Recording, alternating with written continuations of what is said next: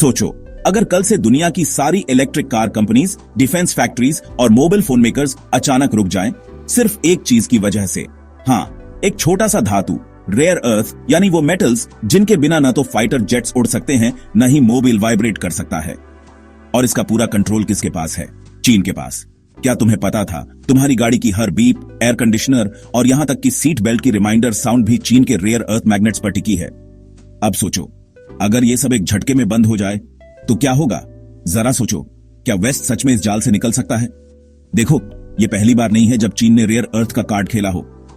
2010 में भी जापान के साथ प्रॉब्लम होते ही चीन ने अपने एक्सपोर्ट पर ताला लगा दिया था और प्राइसेस आसमान पर पहुंच गई थीं।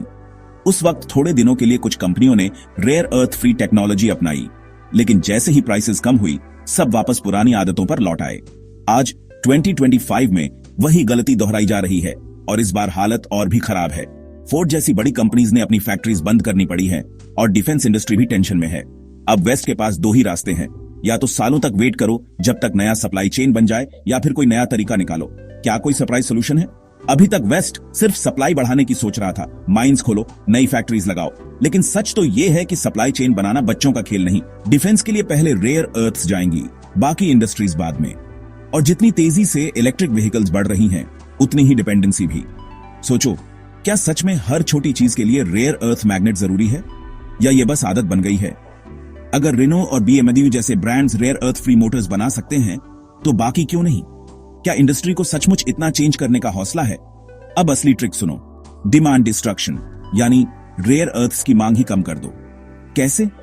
प्रोडक्ट्स को इस तरह डिजाइन करो कि या तो रेयर अर्थ्स की जरूरत ही ना पड़े या बहुत कम पड़े। रेनो ने ज़ियोई मॉडल में बिना रेयर अर्थ मैग्नेट के मोटर बनाई और निसान ने भी 40% कम रेयर अर्थ वाला मोटर लाया। यही तरीका फास्टेस्ट है। सप्लाई चेन बनने में साल लगेंगे, लेकिन डिमांड आज कम की जा सकती है। सोचो, अगर हर कंपनी आज से ही रीडिजाइन शुरू कर दे, तो चीन का ये मोनोपोली कब तक चलेगा? तो क्या तुम मानते हो कि असली ताकत डिमांड की है, ना कि सप्लाई की? अब सोचो, अगर तुम्हारे पास मौका हो, तो क्या तुम अपनी पसंदीदा चीज, कार, मोबाइल या कोई भी गैजेट रेयर अर्थ्स के बिना चुनोगे, या फिर क्वालिटी और कंफर्ट के लिए डिपेंडेंसी एक्सेप्ट करोगे? क्या वेस्ट सच में इस जाल से निकल पाएगा, या फिर ये सिर्फ एक और साइकिल है जो बार बार दोहराई जाएगी? नीचे कमेंट्स में बताओ, तुम्हारी राय क्या है?